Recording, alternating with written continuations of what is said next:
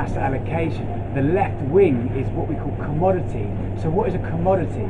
So commodity is just things that you find in a basket, so a basket of goods. So think of bread, bananas, wheat, things like Weetabix. So it makes up your everyday shop. So it's important to have a diverse portfolio, and by having things like commodities, it gives that your portfolio a better diversity. So things do better. So things work. Think of like a football team. So players work like a winner can quite quick. It moves up and down the market, up and down the pitch quite quickly. Similar to commodities, commodities can move up quite quickly because it's very dependent on demand and supply. What Adam Smith talks about in economics. So commodities are very dependent on demand and supply.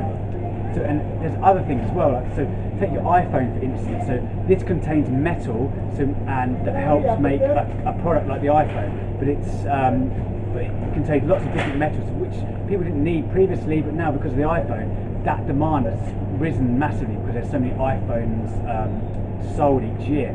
So this affects the price. So the more demand for something, so the more demand for these metals in an iPhone, the higher the price will be.